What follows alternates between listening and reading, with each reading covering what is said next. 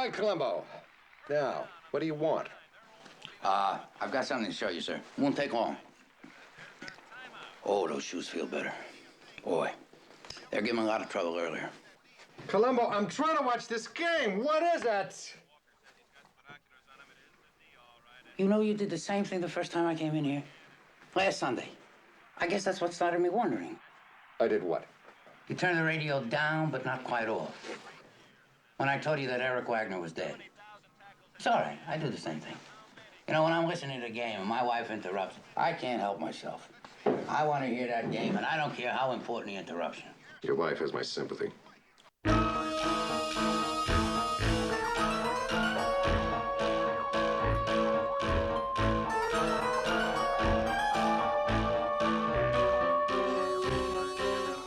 Good evening, Columbo fans. This is Sean.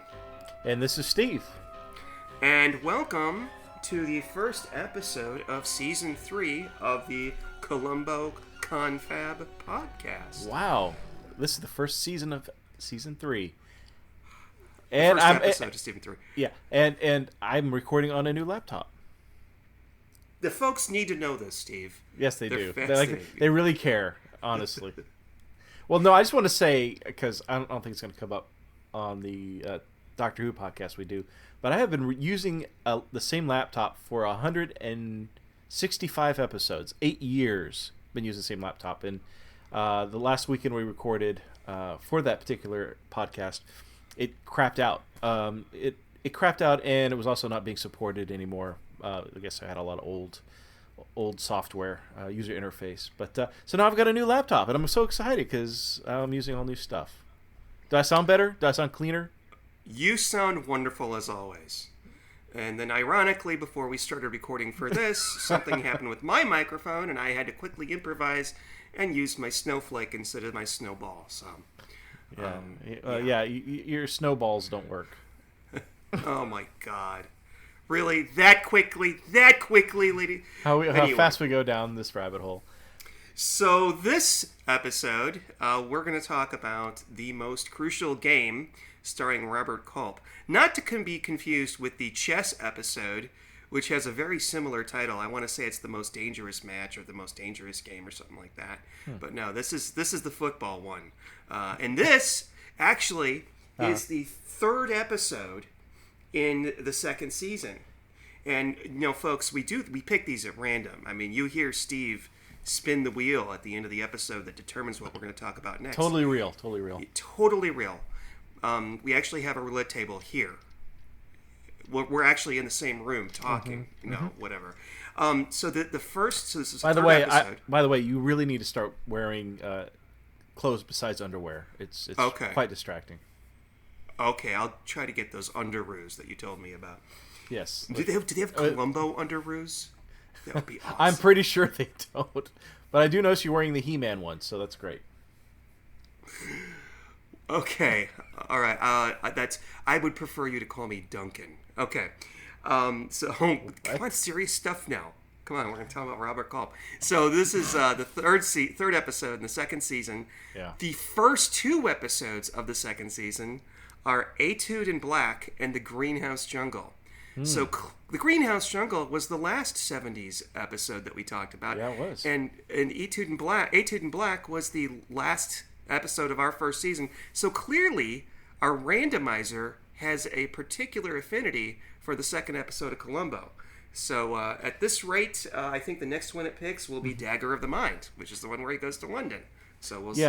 So I just want to preface that season 2 is one of my is my favorite to date season of Columbo.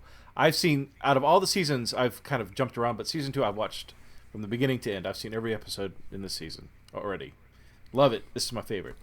I think it's interesting because I really don't think of them as being in seasons. Yeah. Because we have other TV shows that we like, Doctor Who, where we can break them down by seasons, because obviously there's different people who play the Doctor. Yeah. To me, it's just one big, long TV show. You can tell... I think they have different feels to... I think they feel different. Each season's a little different. I'm guessing because of writers, but I don't know why. Season 2 is my favorite. I really like the stories, without a doubt. I don't think there's a stinker in all of them. That's interesting. All right. Well, you're gonna prove me wrong, aren't you? no, not maybe not. We'll see. I actually prefer the later series. Wait. No, not the 90s. Oh, but okay. the later, I don't know who you are. the Bye Bye Sky High IQ murder case and all that. That's the a good production quality. The production quality gets better. Some of the stories are not that good. Or the stories maybe not be as solid, but I really like the people in them. They're more cinematic compared to something like the Greenhouse Jungle that just looks, I don't know, just. Well, you listen to that episode. As we record this, it'll be out tomorrow, as a matter of fact. So. Oh, wow. Okay. Okay. So, yes. We start off with seeing the Los Angeles Memorial Coliseum. I didn't know anything about that. Apparently, I guess they used it in the Olympics at some point. I don't know. I think so. I don't know. You're right. They have the Olympic rings on there. I'm sure at some point or another. I could look this up real quick, but I won't. I'm sure there was at some point the LA hosted the Olympics. Didn't they do it in the 80s? I have no idea. They're going to do it again in, I don't know, is it 10 or 20 years? So And will Robert Culp be there for the? Or is he dead? Robert Culp dead? He is dead. He died a couple years ago. Oh, how sad. He fell down, hit his head, and never woke up. What? No, that's true. He fell down, hit his head, and I think someone probably hit him over the head with a big block of ice. That's what I think. There are Robert Culp fans right now, like, shutting this off. Or his son is listening. He's like, "Fuck you!" Well, I gotta say, I was when I first saw this, I was like, Robert Culp again? But you know what? I really like Robert Culp in these Columbo episodes. He is a great foil for Columbo. Yeah. I know it's not the same character. That would be fun if we had a Moriarty for Columbo, but we don't. But this is probably the closest we have to that. I don't know. He is good. Oh, yeah. But, I think that Jack Cassidy as a returning murderer is much, much better. That's true. I think I like the evil Jack Cassidy. He's more of a mustache twirling. Robert Culp is more of a, like a mad, drunken, shouty, especially in this one. He shouts a lot. This guy, I would hate to work for this guy. Oh, God, yes. He is such an emotionally abusive employer. Yeah. So he's playing a character called Paul Hanlon, right? Yeah, that's correct. Hey, you got a name right. Yeah, hey! I'll screw it up eventually, don't worry. So, yeah, I thought, it's real funny. The usher in his little box is, I don't know what you call him. Ladies and gentlemen, I'm going to apologize now. I'm not a big sports freak, so, I don't know much about football. I'll watch a game every so often, but, are you a big fan of football? Not at all. Okay, so... In fact, I'm actually surprised. I think this is the only, at least in the 70s, the only episode of Columbo that has anything to do with sports. And I would have thought that they would have had some sort of sports star be a murderer, but they never do. Yeah. Well, I like the scene, the scene where Columbo first comes on to the murder, where he is at Eric's house, or Dean Stockwell's character Eric's house, and he's sitting there listening to the game, and I just find it funny that nobody else really seems to care about this game but him. And I'm thinking, does he have money on this game? That's the only thing I can think of. Columbo's got some.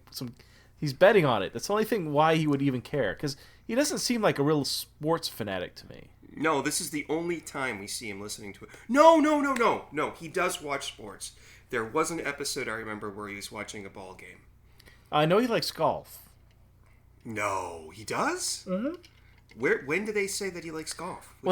I can't remember the episode, but there was one where he suspects there's a golf pro involved. I can't think of it. And even the coroner asks him, "Where were you?" Because the coroner's been waiting on him. And he says, "Were you playing golf? Like why did it take you so long to come to the scene?" You recall that? Oh yes, yeah, but I thought he was being sarcastic because maybe, yeah. I mean, I've had people say that to me, like, "Oh, like instead of working, you were playing golf." And I think also I want to say, in regards to that scene before we skip back to the beginning, so the coroner says something like, why did it take you so long? And Columbo comes up with some fancy excuse. He was trying out a new hammock. The missus was out playing bowling. And I noticed the coroner was rolling his eyes back because you know what? He knows Mrs. Columbo is not real. Oh, God, here we go again. He knows that Columbo is making it up, and that excuse was the worst excuse. Where it was like saying, "Oh yeah, I was talking to the president just a moment ago." Yeah. It's like, That is not the case. No, that is not the case. That's why he was rolling his eyes. But I did find it funny that the coroner was absolutely irritated by Columbo because he just wanted to get the hell out of there and go back home. Yet another example of somebody at the scene of the crime that is just annoyed to hell by Columbo. Now, there is something in this that so Paul Hanlon calls up Eric Wagner, Dean Stockwell, our victim, our soon-to-be dead guy. And I just want to say, I have a hankering for some really nice black silk sheets. Those were the most comfortable-looking sheets I have ever seen. Yeah. And he's, I think he was a little bit of an Asian file because he had a lot of Asian stuff in his bedroom. That was probably what was hit back then. In the 70s, something yeah. like that. Oh, yeah. And he probably was at Benihana's the night before. Yeah. And he's talking to these sisters, and he's like, oh, no, I was about to go really dirty there. I'm not, because that's not this kind of podcast. I apologize. Please continue. Okay. But the girls, there's two of them, I guess. Sisters. And sisters, and they left him. However, they left their shoes and their slip. So there's like barefoot girls running around somewhere. They heard the ding-a-ling truck and they ran out to get some ice cream. The ding-a-ling ice cream truck. Did you have a craving for ice cream after this episode? Because I did. I wanted a ding-a-ling ice cream. Hey, mister, I want some ice cream. Mister, wait. Hey. Could they, that was a really bad ADR job. That was hilarious. Someone had a sense of humor, apparently. So he kills him with a block of ice in the pool. Well, let's rewind. Why he killed him with a block of ice. So, I want to call him by the actors' names, so I may go back and forth. Okay. But so Robert Culp's character Paul, he is the general manager for I guess Eric's the teams Eric owns. So his deceased father had built this sports empire, and so Paul had helped him build that empire. And so now that the father had died, the son Eric had kind of taken over. And he was kind of nonchalant. He didn't really care about the money or increasing the wealth or anything like that, or making a name for himself. And so I think Paul got really frustrated with that, and I also suspect that he was having a fling with the wife, Shirley. Yes. Okay. So this is the number one criticism that this episode gets from Columbo fans, is that there's a number of criticisms, but there is no motive that is explained. Mm-hmm. And I agree. I never thought that he was having a fling with the wife, but it's pretty obvious later on. I mean, toward the middle it does, but it doesn't. That would have been great if that was, like you said, an obvious motive, but whatever. Because he was pretty much in control of everything with the sports franchises. I mean, Eric was just going along with him. Like he said, he just wanted to go with him so he could get his signature. Mm-hmm. But also, with Eric out of the way, it seems to me the wife would inherit everything. Actually, she does. They mention that. And it would be easier for Paul Hanlon to manipulate her than it would be Eric, I'm assuming. I don't know. Well, he definitely had control over her. because he was setting up. I forgot the lawyer's name, but Walter somebody. Walter, yeah. When he retires later on, you know what he did, Walter? He became the mascot for Six Flags with the bow tie. Anyway, okay, so yeah. So, one of the things that Paul's trying to get Eric to get on a flight later that afternoon, and so he's like pushing him to get up, get out of bed, out of his black silk sheets. I would love that too. So he's like, get up, get exercised, because we're gonna go on a flight to Canada to go buy a hockey team. And then what did Eric say? He said something like, "Oh, hockey's for penguins." I'm wondering if our Canadian listeners appreciated that. There's no Canadian listeners. We got at least one. Maybe one or two, but we just lost them anyway. So. Just now? Yeah. So he's like insistent. Can you get in the pool? Get in the pool. Do some laps. Gosh darn it. Let me ask you this. Maybe it's a thing from the 70s that I just don't remember, but Eric was wearing something around his neck, like a leather pouch. Okay, that was the bad luck charm from the Brady Bunch. Okay. That's why he gets killed later on, because he's wearing that bad luck charm. Do you know what I'm talking about? Yes, unfortunately. But what was that? Was that a thing? Was that a fad back then? I don't know. It looks like some sort of African or tiki. Yeah. It's really ugly and it looks really bulky and uncomfortable. Maybe it was Austin Powers Mojo. I don't know. Yeah. One thing I did notice, and I thought this was interesting. We're going to jump around here. So when Paul calls Eric at the very beginning of the episode, telling him to get up, he's kind of egging on Eric, like, get up, get going, kind of bossing him around. And he's like, "Hey kid, come on, get it together." And Eric says something like, "If you ever call me kid again, you're fired."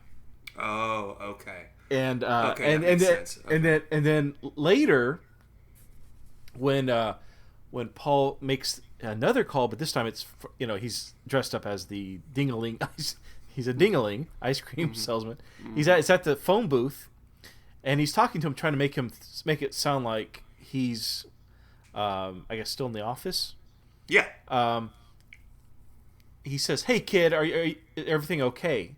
And it just went over Eric's head. I thought that was so interesting that he forgave him so quickly. I don't know. I thought that was an interesting point. Like, he was never going to fire him. He knew, that he was probably the best person on his side. Keep him together. He was setting up girls, obviously, keeping him wealthy, sending his wife away so he could have parties.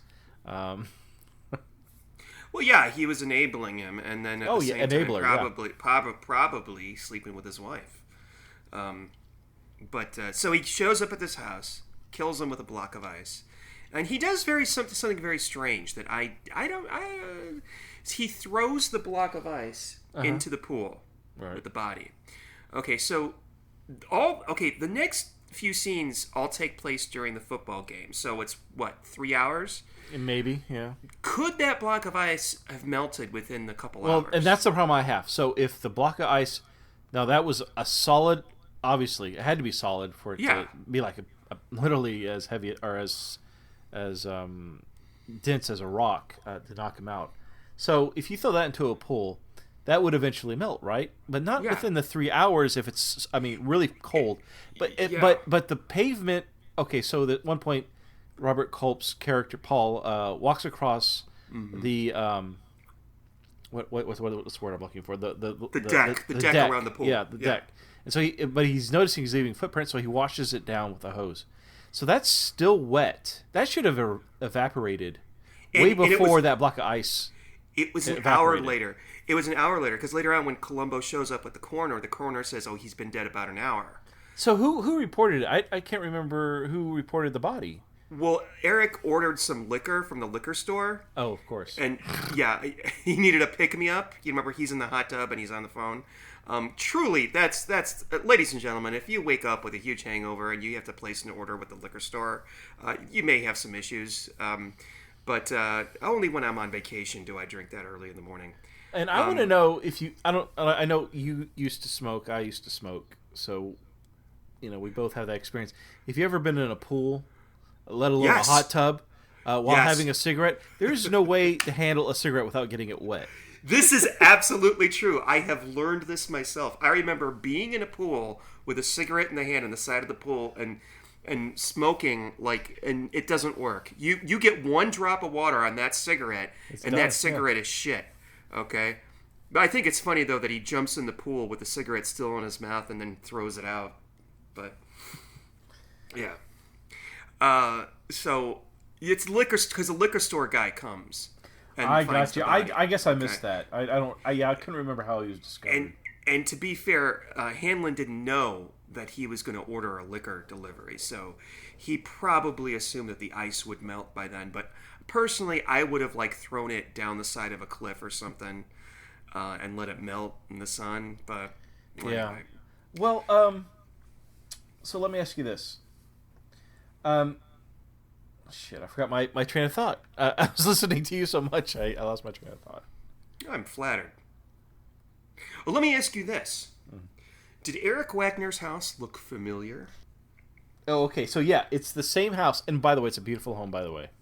Mm-hmm. Because I even noticed it in the very first episode I saw it in, which was Murder by the Book. Yes! Excellent. And you did bring up Jack Cassidy. That was his house.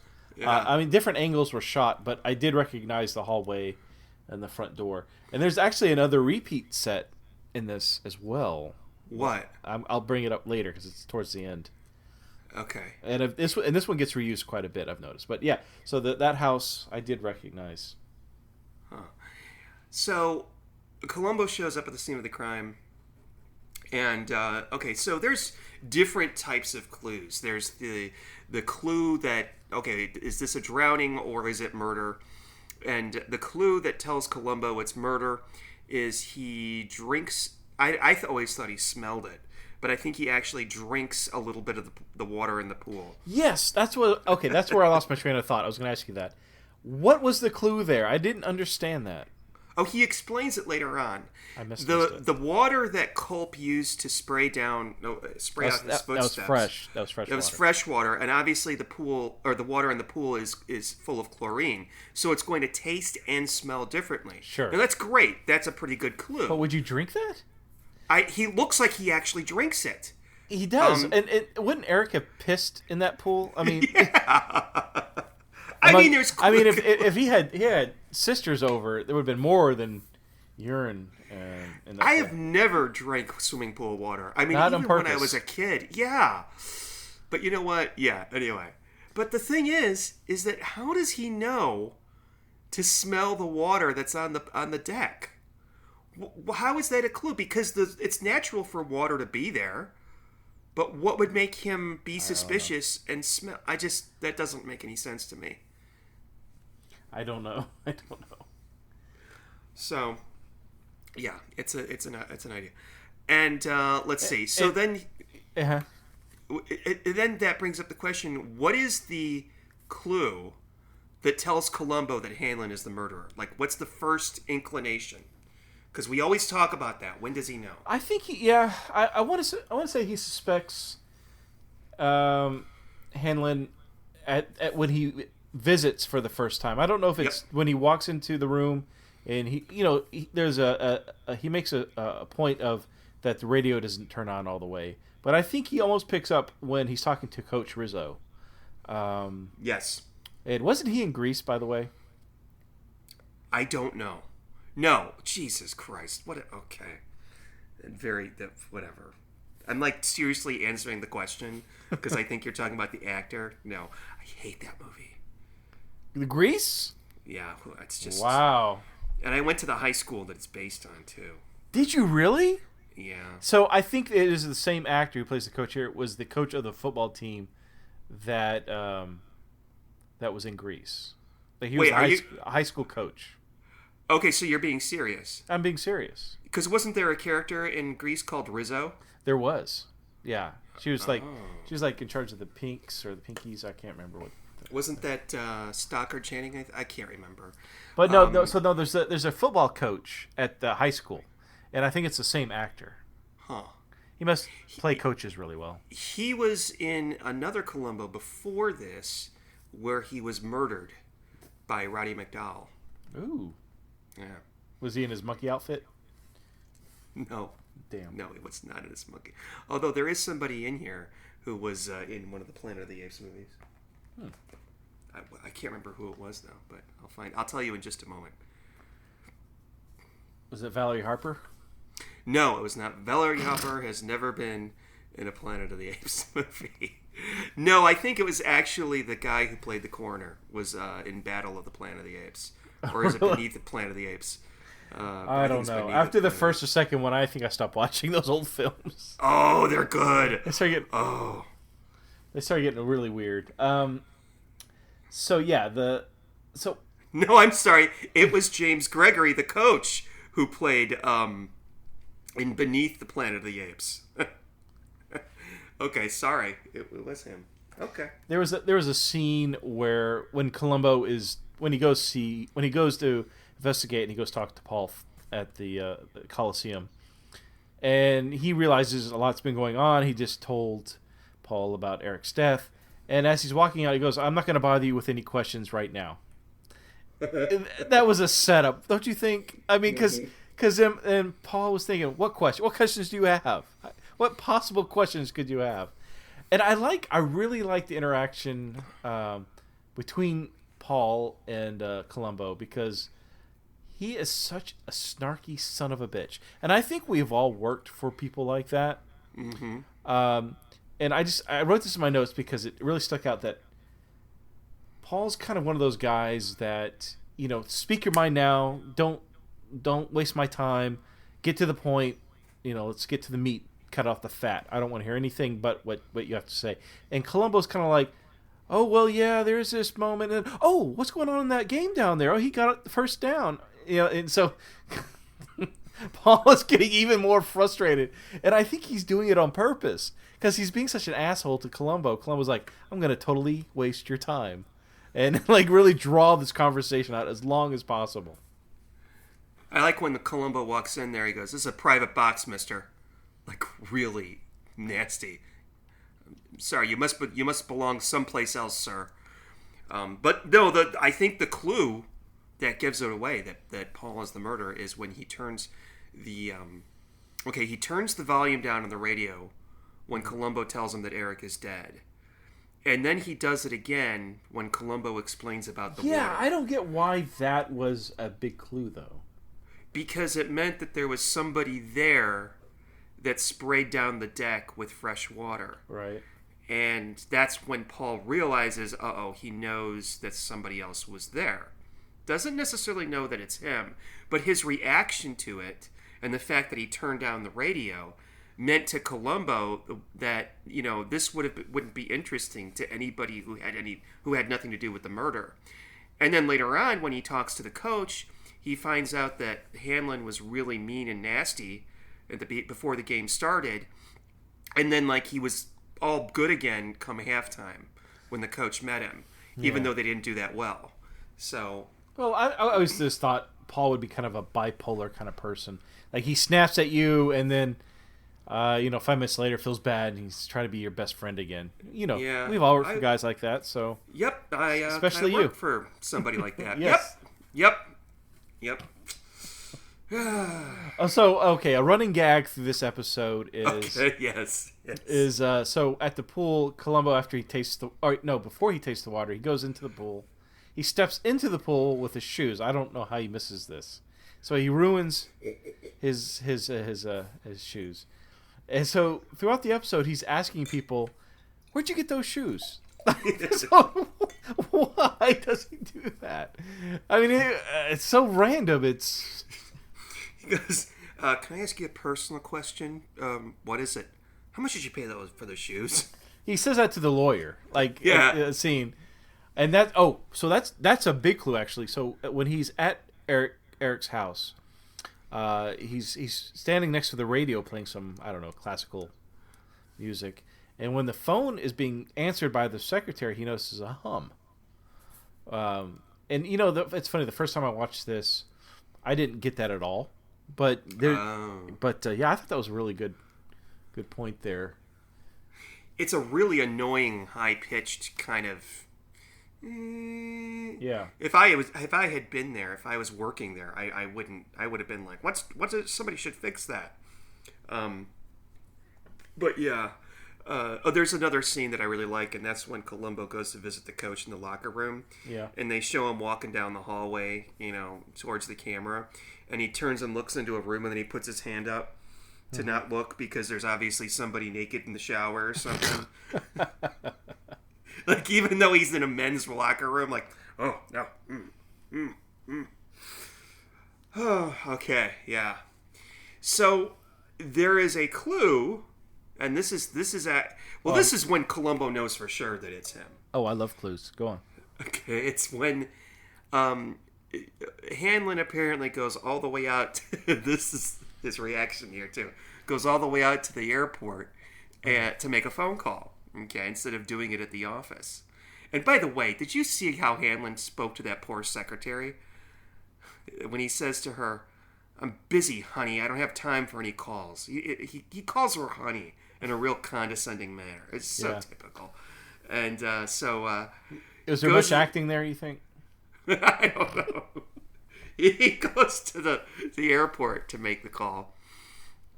And Columbo shows up, and he's in a phone booth, and he sees Columbo, and his reaction is perfect. He goes, "Columbo!" Well, yeah, he's obviously annoyed by Columbo. He just has no time for the guy.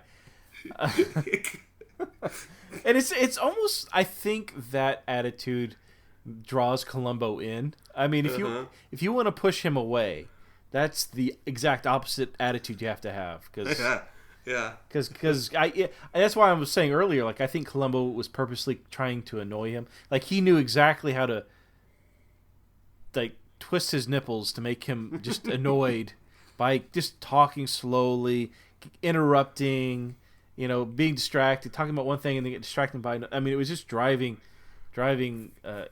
Paul completely nuts. And he even made comments like, I chartered a private plane to fly Mrs. Wagner home. And he makes a comment like, "Oh, well, you certainly know how to get things done, sir." It's just, and he spends a lot of the time that they spend talking together. Hanlon always seems like he has something better to do, instead of talking to Columbo. And of course, he's a very busy man, but you really get that sense of urgency about him. And he's a special kind of asshole, but not quite the same as Alex Brady. I think Alex Brady is a bigger asshole than Paul Hanlon. Brady? Who? Alex Brady is the director is the murderer from Murder, Smoke, and Shadows. The director. Oh, okay. Mm-hmm. The one that we said was like Steven Spielberg, and we got mail about it, by the way. Oh, we did. Yeah, I was just thinking, it's funny. I yesterday I watched Close Encounters of the Third Kind. I bought like some special edition Blu-ray, and I was thinking of Columbo the whole damn time because that's that particular episode. But I was thinking about creating things on whatever. Never mind. Moving forward. So the scene at the airport. Now you and I have both been to LAX on business and pleasure. Did anything strike you as odd as what LAX looked like in the 70s as it does compared to today? It does not look anything like that anymore. I mean, you know what? I've always looked for that, whatever that tower thing is with the three things coming out of it. That they always show in establishing shots of LAX, and I have never yet to see it in real life. I recognized the corridor that they were in, though. He and Hanlon were walking down. I saw it in the movie Airplane. It's in the movie Airplane. Really? It's the scene where she breaks up with him, and he turns to the camera and he goes, "What a pisser." Uh-huh. So, yeah. Hey, so now it's time of the podcast where I noticed something that you didn't. Oh, are you ready? We'll see. Okay, go ahead. Takes place during that very scene. So when Columbo and Harlan are walking down the corridor, and there's some people behind them. There's looks like somebody in the Air Force being wheeled down in a wheelchair, but there's also a woman wearing a white hat and a kind of an orange halter top, wearing no bra.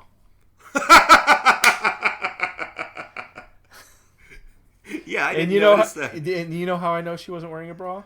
Well, how do you know that?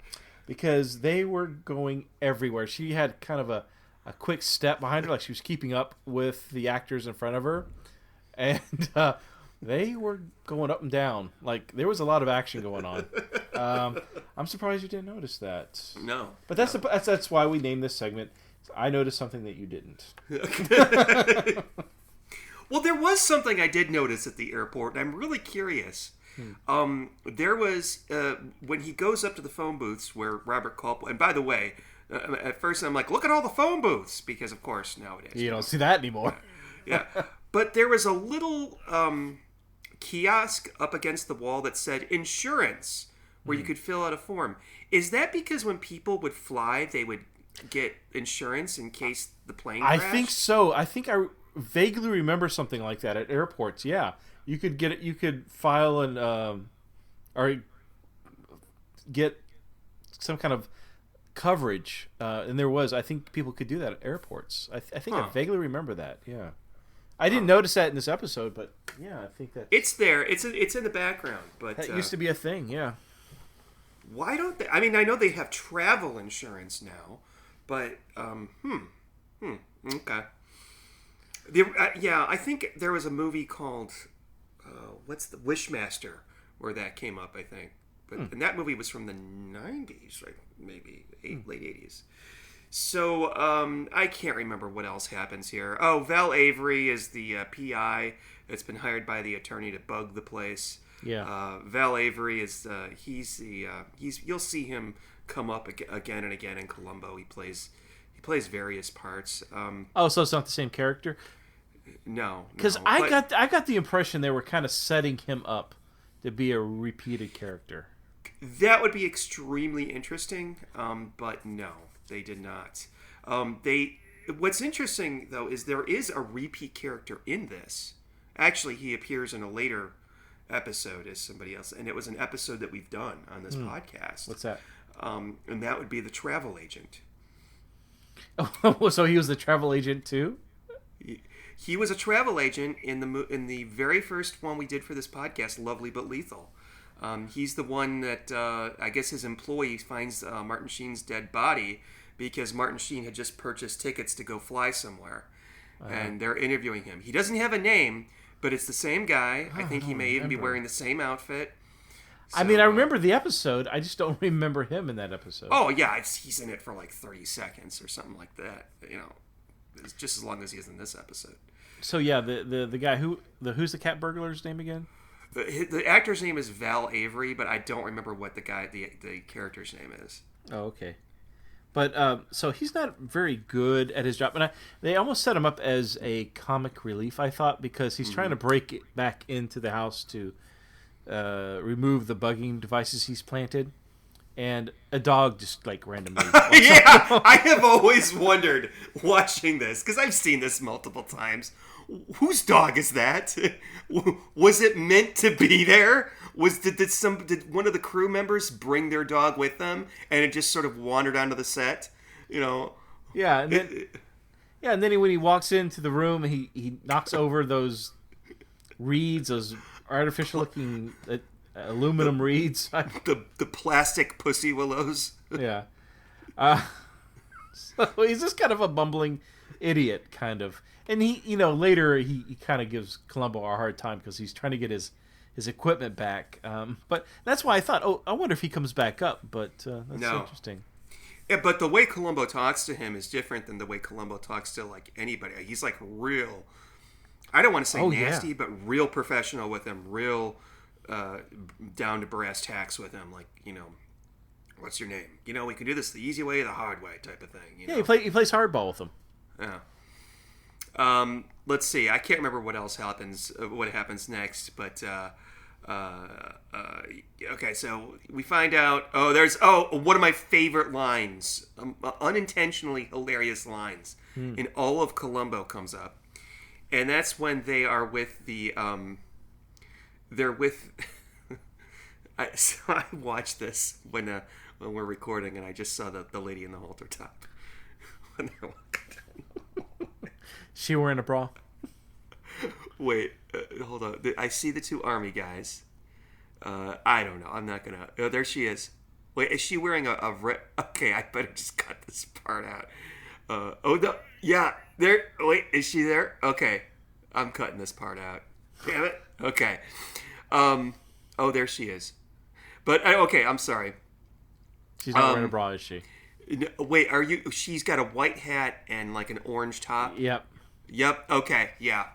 No, not a bra. I mean, if I had this on Blu-ray, I might be able to see more. But zoom in. I think it's funny you didn't notice, and I was drawn to it immediately. Instead, I find the insurance kiosk at the airport. What was I going to say? Oh yeah, one of my favorite unintentionally hilarious lines in this whole thing is when they're talking with the lawyer and Hanlon and Mrs. Wagner is there, and they're listening to the tapes that were recorded after Walter bugged the phones, and he said, and I don't think that actor who plays Walter, his name is Dean Jagger, and he's been in a lot of like old westerns and stuff, I think, and I don't think he does a very good job in this, but he goes, "But she said that little chickie he put me on to," and then Robert Culp says, "Yes, wait a minute. It took me a second to connect with the word chick." He's such an ass. Like, everything is something to be angry about. Great, it's Christmas morning. Merry Christmas, Mrs. Wagner. Yeah. The only time he ever kind of gives Columbo a break is when Columbo's about to give him some information about the case. Something serious, but he's pretty much annoyed all the time. Oh, yeah. He truly has to go on some medication because he is not a happy person. And you know what? I have to there's a short list of people who are Columbo murderers that appear shirtless. And I actually forgot that he is shirtless in this for a moment. There's the guy... when he's changing out of his dinky do whatever ice cream.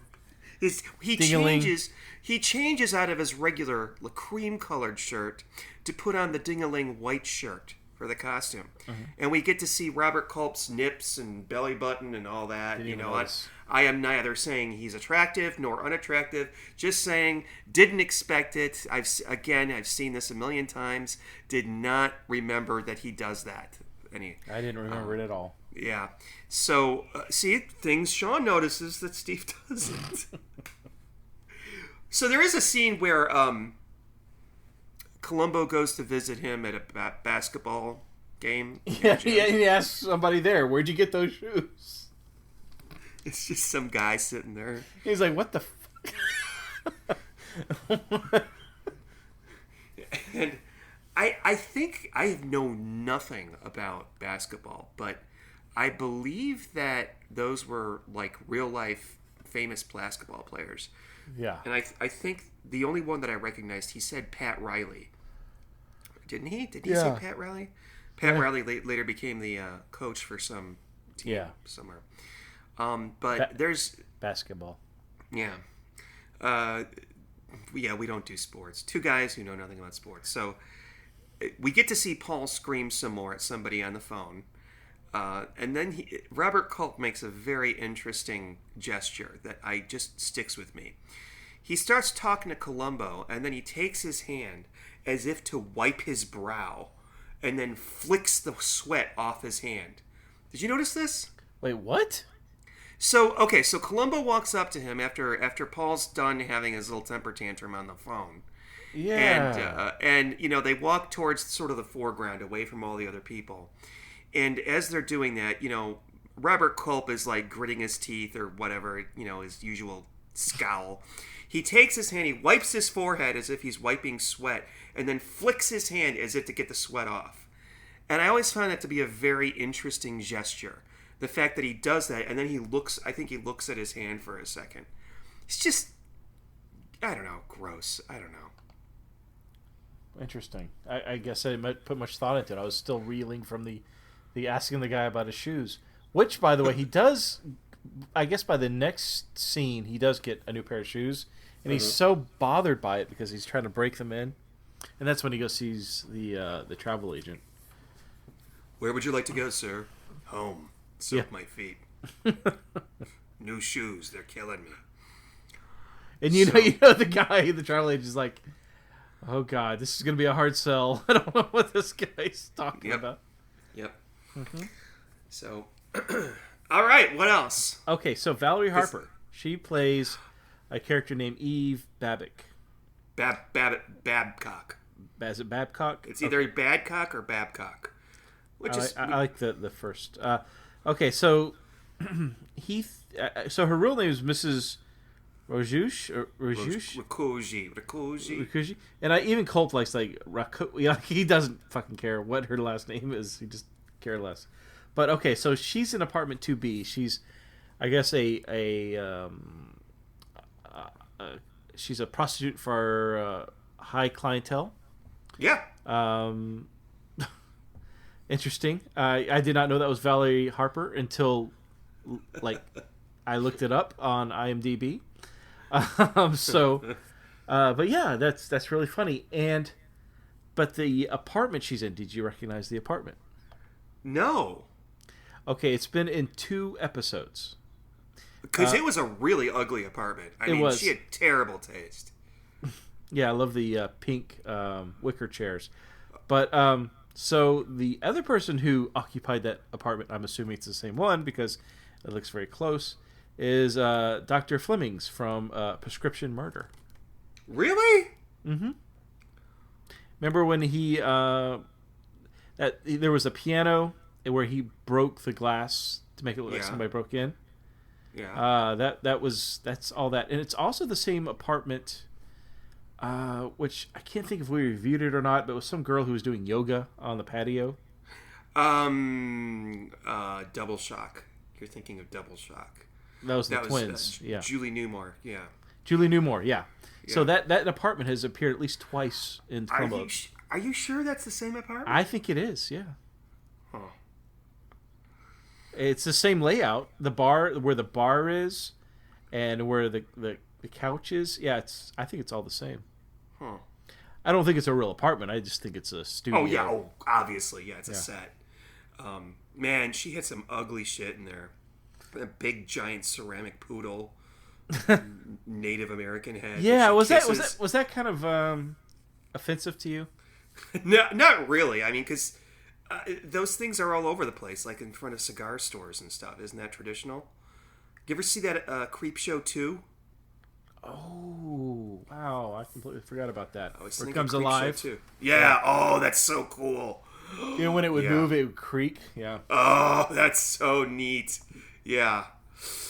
So cool. So a scene that comes up next, almost immediately after that, when he visits Valerie Harper, there's a scene where he goes to the stadium, and it's... Oh, wait, I'm sorry, Steve. Can we pause? I just want to point out, I think that the Valerie Harper scene is my favorite. Why? And I think it could have been stretched out a little more. Well, there are countless episodes where Columbo walks in somewhere and he's mistaken for somebody else. He's mistaken for a homeless person.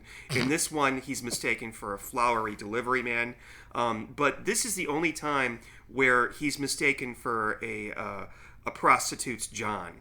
Mm-hmm. And he has no idea that she thinks that that's what he is until she gets just a couple minutes into the conversation. It's like, let's go out to eat. He's like, well, I wasn't expecting to take you out to dinner, but... Yeah, I love that. And I love her in the short amount of time that she's in this. Mm-hmm. I think she would have made a better... They should have had her return. Not as the same character, but, she was great in it. She was great comic relief. And I heard the accent, too, that he talks about when she gets upset.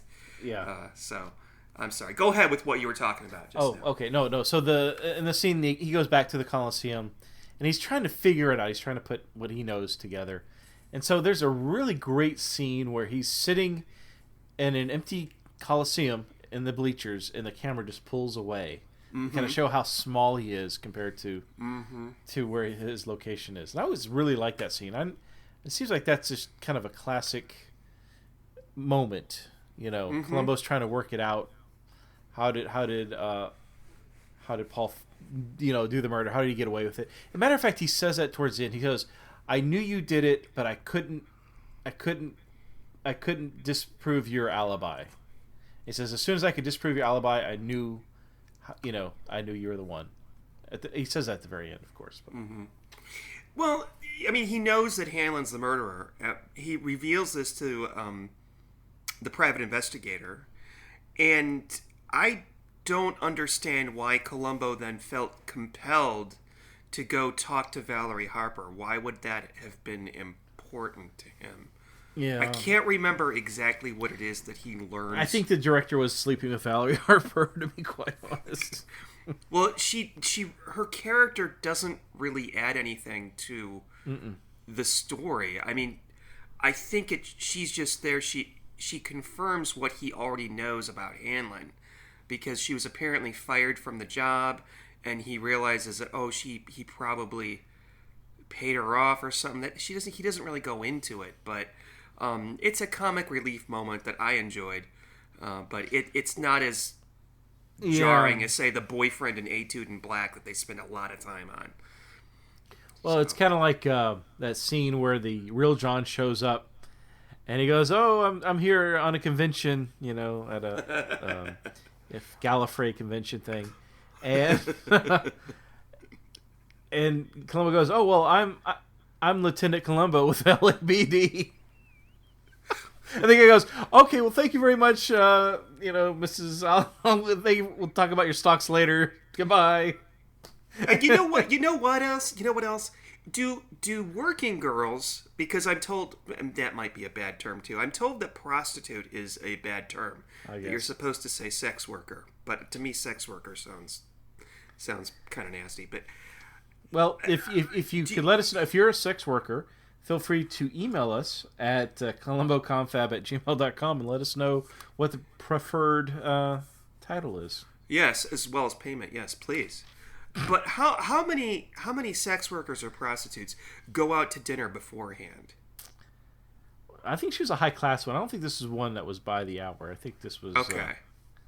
Not that I know much about such things. Well, okay, all right. I don't know. I just wonder things like this. Like have you ever seen the movie Fargo? Remember Steve Buscemi in that movie? He hires an escort, and they go to see. They go to a concert, and then they go. Anyway, I'm sorry. I just saw a movie with Steve Buscemi. That's interesting. Which movie? Big Fish. Oh yeah, you like that movie? Okay, yeah. That's okay. I didn't remember that he was in that. Yeah. He was a poet from what was the name of the Alabama town he was from? Anyways, was it Green Bay, Alabama? Anyway, okay. So I knew this episode was ending at the point where Columbo visits Paul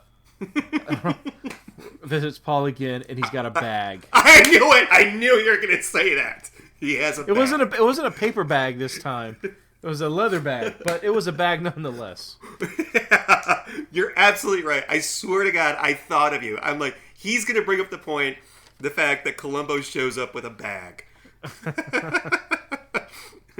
And that really is... I think that is a really great ending to this episode that I think is pretty mediocre. I have to mediocre spoiler. Yeah, but the ending with him and Robert Culp is wonderful. Mm-hmm. And he's talking about ice cream. He's taking his time and actually, what is it, Columbo? Yeah, exactly. It's just so wonderful. It's just so typical Peter Falk. And right before Peter Falk gets to the point, when they come to the point where they're going to listen to the tape, he even stalls by going, "Oh, throat." Yes. All right, I'm fine. Exactly. He's doing that on purpose. I know he does that all the time. Throat. And I think that kind of stuff is Peter Falk. That is not in the script. So yeah, and so he plays the tape. He says it's not what was there. I shouldn't have been listening for something that was there, but something that wasn't there. Okay, right. And then the clock strikes, and it ends. Okay. Now I want to ask you this. Last episode we reviewed the critically acclaimed Caution, Murder Can Be Hazardous to Your Health, which you hated. And you said you thought the ending was abrupt, or it felt displaced somehow, or it just didn't feel like organic. But this ends extremely abruptly, and I'm wondering what you have to say about that. Well, no, I knew what was going on, so I knew that the missing sound was the clock. I don't know how I was able to... Because you saw it before? I did. Well, this is my second time, but no, the first time I saw it, yeah, I knew that's why. But it did kind of end abruptly. I agree. Like I would like more of a setup. Mm-hmm. But yeah, because I like the way that it ended. It did end abruptly, but the fact that they hear the chimes of the clock, and then Robert Culp has this like oh shit moment where he's like staring off. He straightens up his tie. He does his gritty teeth grimace scowl thing. Columbo's just looking at him like, yeah, dude, you're toast. Culp takes a drink of his whatever drink he has there, scotch with lots of water, and then cut to the tape machine and end credits. I really like the way that ended, and there's been a lot of criticism of that clue, despite being a good clue, wouldn't be enough to convict Hanlon in a court of law. Yeah. Well, I think most of these cases are that way. Because I've often wondered, I wish I knew what happened after this. Like, and I think most of these cases would have they would have dropped, or I don't know. I don't know either. I mean, there could have been a million. Yeah, this would have been. I mean, not only is there not really a motive, and Columbo even says, I need to find somebody with a motive. He never establishes a motive. And the fact that he's just chummy with Mrs. Wagner isn't enough. Mm-hmm. So, yeah. A lot of people have problems with this episode. I personally, even though it's for me kind of mediocre, I actually enjoy watching it anyway, because I really like the chemistry between Culp and Peter Falk. I think they're great together. So, well, do you want to go ahead and review it? Yeah, go ahead. Let's rate this fucker. Okay, so last episode we had a complaint that the random numbers that I throw out, that I don't know, that they didn't like that. So we're gonna go for a basic 1 out of 10. We'll see how that works. Okay. You know what? That's kind of. I'm sad because I actually watched this, and then I try to guess what number you're gonna guess. And I actually had a number in mind that you were gonna say. What's that? I thought you were gonna say 1 to 2:30, because that's what time it is when the clock goes off. That's when the murder. 2:30. Got it. Okay. Well, we're gonna do 1 through 10. Okay. Okay. So I think you reviewed it first last time, so it's my turn, right? Mm-hmm. Mm-hmm. So I really liked this episode. Yeah, there was some scenes that didn't make sense, like why was the ice able to melt, but the water on the deck didn't evaporate. It was still wet. Like, they didn't make any sense to me. I mean, so certain little things like that. It felt like the body was found way too fast. At one point, I'm like, the game is still going on. When Columbo was able to go to the crime scene and able to go back to the Coliseum to meet Robert Culp's character for the first time, the game was still going on. Yeah, I mean, especially with traffic in L.A. Yeah. Mm-hmm. But overall, I really enjoyed it. I felt like there was some missed opportunities, like with Culp's character and the wife. I would have liked more with Valerie Harper's character. I thought that was really short-lived. The private investigator, I would like to have had more scenes with him. Because it was funny. There's one point where Columbo goes to a seaside cafe. They have chili, and he's just listening to this recording over and over. Even though he doesn't touch the chili, It's like, Yeah, and it's taken away, a full bowl of chili. but out of 10, I'm going to give this. I think it's a good solid 8. Really? I Okay. enjoyed it. Okay. I just want to point out one thing I forgot. It's funny because I'm watching this as we record it. When you mentioned the chili, it's at that moment right now, and the waiter took the chili away. And watch for this because he appears on that dockside that he's at again later on. But did you notice that his car had some really weird black blotches on it? No, I did not. It had a really strange paint job, like somebody made a very bad attempt at trying to make it look old. Anyway, so I best thing in this is the interaction between Peter Falk and Robert Culp. Culp's a great murderer. He's a complete ass in this. One complaint that I hear about this that I read was that the acting in this is horrible. I think the acting is absolutely fine. I see nothing wrong, with the possible exception of the lawyer. But it's really fun to watch. I enjoy it. It's got some wonderful little Columbo moments. I missed. I had in my mind that he doesn't mention the wife, but as you mentioned earlier, he does mention the wife, but we don't get to see the dog. However, if some other person like I don't know, Ray Milland was the murderer in this case, I think that this would have been much less interesting. I mean, imagine the Jarvis Goodland character or somebody playing it like that as Robert Culp in this. I mean, that it still would not have been. It would have been it's so bland. And there are some holes a little bit in the story, but that doesn't mean it's still a great watch. So you gave it an 8. I'm going to give it a very, very good 6, almost a 7. Okay. So it's just okay. I like it more than the Greenhouse Jungle though. Yeah. Well, I really think Robert Culp. He was really good in it. Yeah. I didn't say it earlier. It was my turn, but I just really like him. I think he plays such a great villain. He just won me over. And there are a lot of great Columbo moments in this, like you said. Mm-hmm. But yeah, okay. And even Dean Stockwell, in the few little bit of time that we see him in, it's just kind of funny. I think it helps that we know who Dean Stockwell is and what he's played now. Mm-hmm. You know, Ziggy or whatever. Is it? No, his name isn't Ziggy. Ziggy's the computer or whatever that he talks to. Right. He played Al in Quantum Leap.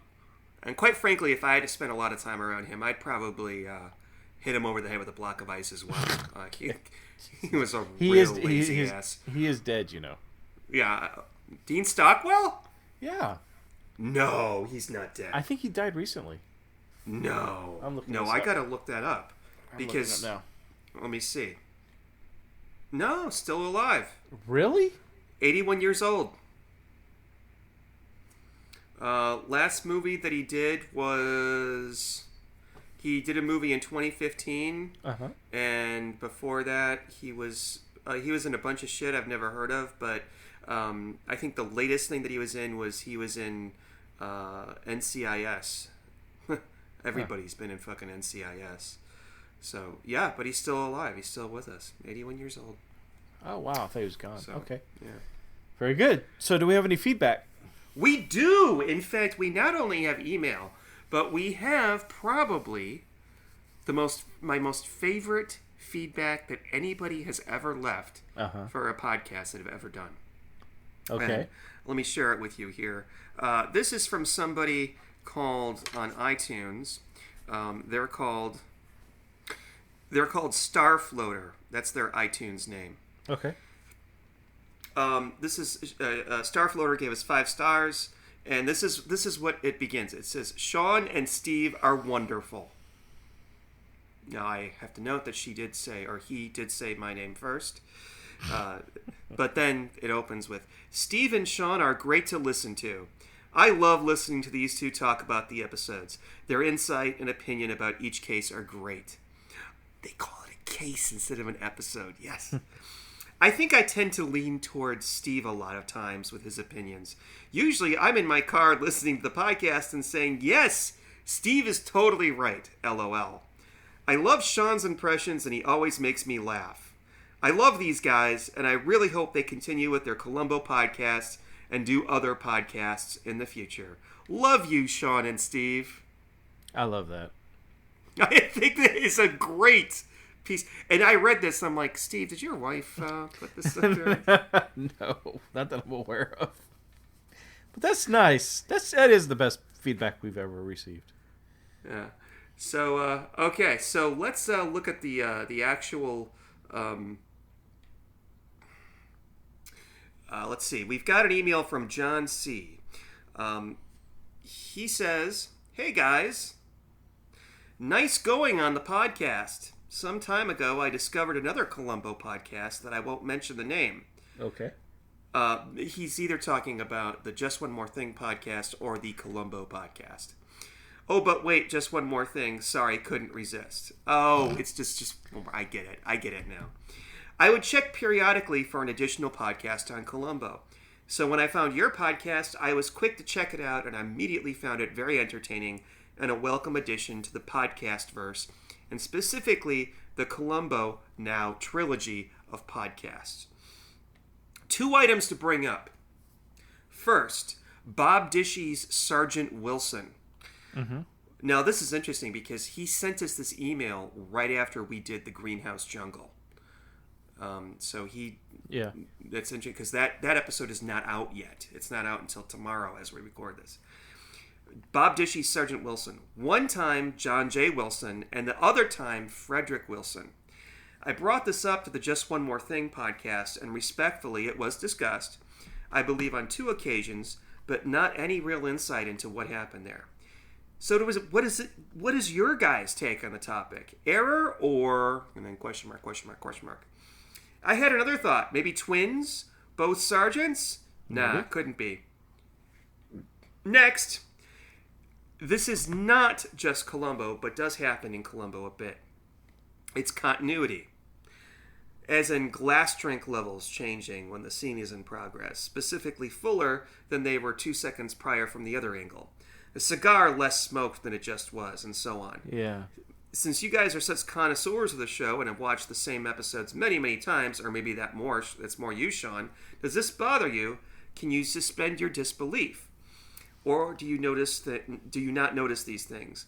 My other common pet peeve is seeing the gear shift in a car in the park position while filming head-on, supposedly driving down the road. This happens a lot in a lot of shows. Curious your thoughts if this happens to make the cut and appears live on the air, that is. Keep up the good work. I'm a fan. Best, John C. So, do you notice those kind of things? Yes. Now, John, you have to understand that before we did this podcast, Steve and I did we're still doing a Doctor Who podcast. And I don't know if you watched Doctor Who, but the old Doctor Who from the 60s, 70s, and 80s had tons of errors like this. I mean, it's pretty bad. So things like that in Columbo probably don't bother us as much. Yeah, I don't notice the glass, but I obviously notice the cigars. I notice the links change. But I just, I don't let it get to me. I just think it's one of those things. It's, it's not like a major motion picture where, there's a dedicated editor. Well, they all have the dedicated editors, but, you almost think the ones in motion pictures probably get paid a little bit more and have to be more precise. At least that's my opinion. Mm-hmm. But yeah, I just don't let it get to me. Yeah, it doesn't bother me either, unless it's like really obvious. Because there's like in the episode we reviewed tonight, there's a scene where Columbo, when he's by the radio that has the hum because he's in the household, and there's a scene where his angle is different, so he's looking at the secretary, but when it does a close up, he's facing a different way. So there's certain scenes like that where his position is not lined up the way it is going back and forth from a pull away to a close up. But those kind of things, I just, I don't really let it get to me. And another thing, and again in this episode, and it happens again in another episode specifically, is the ADR, the really bad ADR of the little girl running up to the ice cream truck. Hey, mister, I want some ice cream. It's just so hilariously fake. As soon as Robert Culp drives off, the little girl's going like, son of a bitch, I wanted my little snow cone. Asshole. I forgot to mention also that after he kills Dean Stockwell and he's driving he's back to eating the an car, ice cream. He's eating ice cream. Yes. That was probably what the little girl wanted. He's like, oh, you're a little ice cream girl. That is the litmus test for a true asshole. If you can kill someone and drive back and calmly eat an ice cream bar, you are an asshole, sir. An asshole. Okay. So I'm sorry. I don't know if we addressed that thoroughly enough there, John, but yeah. Okay, so then we got another email from Vic. Vic J. Wow. Now, Vic, well, it's not mean. It's not a snotty email, but this is regarding Murder, Smoke, and Shadows. Mm-hmm. And he says, what makes you so sure Fisher Stevens' character was based on Steven Spielberg as opposed to John Landis, who had someone die on one of his films during the 80s? Was that Twilight Zone? Yes, or the baby boomer film directors of the 80s in general. I think that is absolutely... He has a point. He absolutely has a point, because for those of you who don't know, the film is Twilight Zone, and it's an anthology. There's different stories, and I guess John Landis did the first one. And the actor was Vic Morrow, and he was with two kids, both of which were not licensed to work on the film that late. And a helicopter exploded and crushed them all. Yeah. And I believe it crushed them all and decapitated two of them. Yeah, that was a really sad. That was interesting enough, though. Spielberg did do one of the stories on that one. Yes, it was the kick the can one, wasn't it? Yeah, and I did some research on that after getting this email. Spielberg disavowed himself from John Landis after that happened. Really? Because it wasn't so much the accident. Well, I guess they didn't have very strict safety standards, but they do now, partially because of that. But it was the fact that those kids were killed and they weren't supposed to be there in the first place because he didn't have a permit for them to work past. It was either work a certain number of hours or work past a certain time. So, yeah. I think that's a good point. I don't know. There were certain... I can't remember specifically, but there were a couple of lines that made me think it was Spielberg.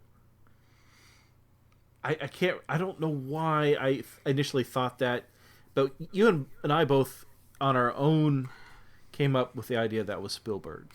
Yeah, and I think it's because, number one, of the Spielberg connection in Columbo, because he directed the first episode, the non-pilot episode, and also they've named characters after Spielberg in the past, or one character specifically. Yeah, it was a Universal production.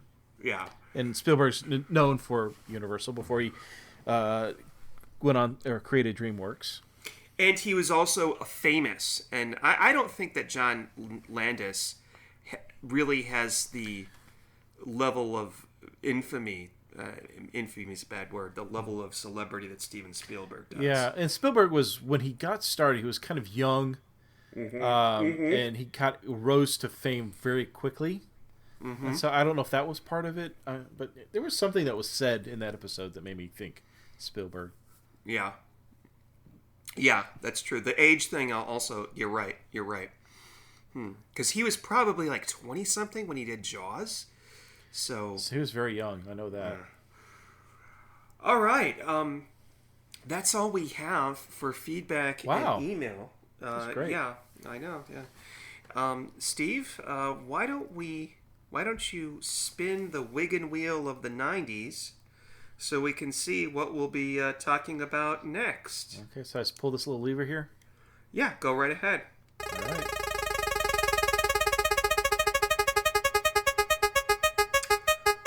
All right. see. It looks like... Please be something good. Please be something good. Please, please. You know, I want it to be something really bad. Oh. Okay, so it is going to be... Columbo Cries Wolf. Okay. I can't remember the name of the actor, but I remember that his character's name is Sean. Uh-huh. And he is a Hugh Hefner type. Already. So, yeah, so Columbo Cries Wolf. I haven't seen that in ages. But, all right. That's what it's going to be. Okay, so Columbo investigates the disappearance of the director of a men's magazine. Okay, yes, all right. And I'm just for this. I have an opinion that when Columbo's name is in the title, I hate when they do that. Oh, it's a bad sign, huh? No, that's not a bad sign. But I'm just saying that I just don't know why they did that. That drives me crazy. It's not right. It's like Doctor Who and the Silurians. Sorry, brought up the other program. Okay. Well, that's all we have. That's all we have to say. So I guess we'll see you folks next week when we talk about Columbo Cries Wolf. All right. Good night. Good night, everybody.